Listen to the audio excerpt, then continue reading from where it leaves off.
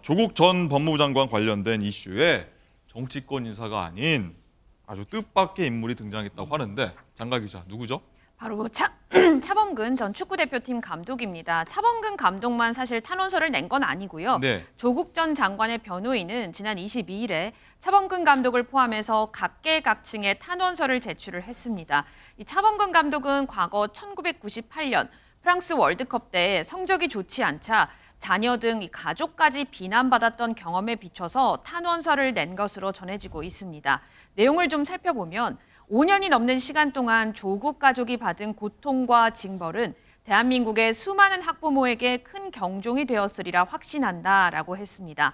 다만 차범근 감독은 이 탄원서에 대해서 조 전 장관을 지지하거나 정치적인 성향과는 무관하다고 밝힌 상태입니다.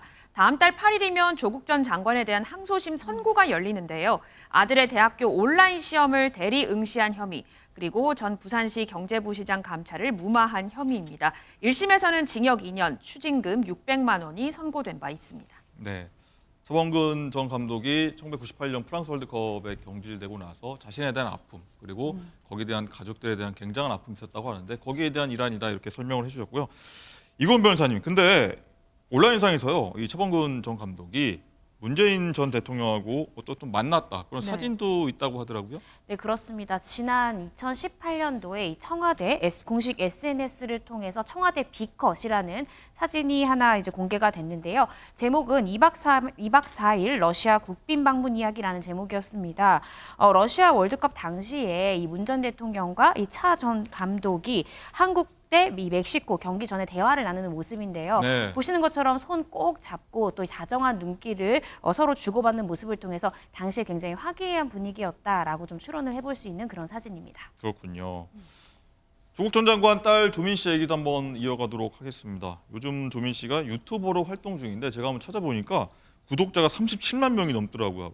장가 기자, 이 조 씨가 이번에 일상 영상이 올렸는데 여기 화제가 되고 있는데 다른 인물도 등장한다 하더라고요. 네, 그렇습니다. 최근에 영상 하나를 올렸는데요. 조민 씨가 어머니 그리고 남동생과 함께 강원도로 여행을 간 영상입니다. 이게 하루 만에 벌써 35만 뷰가 됐더라고요. 네. 이 영상에는 조민 씨를 제외하고 이 모자이크 처리가 됐는데 정경심 교수의 경우에는 구치소를 나올 때는 휠체어를 탄 모습이었지만 또 영상에서는 재활을 통해 좀 걸을 수 있는 모습까지 보였습니다. 네. 이종훈 실장님, 네. 지난주에 검찰이요 조민 씨한테 징역형 집행유예를 부여하지 않았습니까? 그 당시에 조 씨의 최후 진술도 회자가 되고 있습니다. 네, 그렇습니다. 바로 이 최후 진술에서 나온 이 오만함이 느껴져서 지금 차범근 감독의 그 탄원서가 실제로 공감을 못 느끼겠어요. 전 개인적으로는. 예. 자, 이 탄원서 내용을 보면 이겁니다.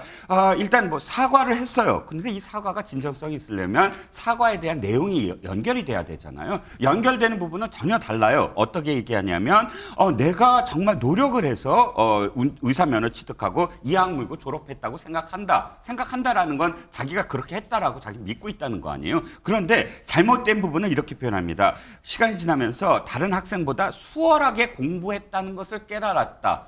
환경이 좀 좋은 집안이라 수월하게 공부했다라는 게 아니고 네. 법정에서 얘기하는 거는 Y의 범죄를 저지른 거거든요. 그러니까 수료증이라든지 이런 것들을 조작을 해서 범죄를 저질렀는데 이게 단지 수월하게 공부했다라는 표현으로 되는 게 아니거든요. 그러면서 마지막으로 정말 제가 좀 이게 이런 표현이 가능할까라고 생각이 든 게 예. 이번 일을 계기로 우리나라가 더욱 공정해졌으면 좋겠다. 라고 표현한 부분이에요. 마치 이 부분들이 뭐냐면 내가 의사면허나 이런 것들을 다 내려놓지 않아야 될 걸 내려놨으니까 이거를 계기로 해서 다 공정하게 됐으면 좋겠다. 이게 어떻게 구형을 받은 그런 범죄인의 어떤 고백입니까? 이건 난 죄를 저지르지 않았는데 내가 큰 마음으로 내 모든 것들을 다 희생하고 있으니까 이 희생으로 국가가 더 잘 됐으면 좋겠다. 네. 이런 식의 표현이잖아요.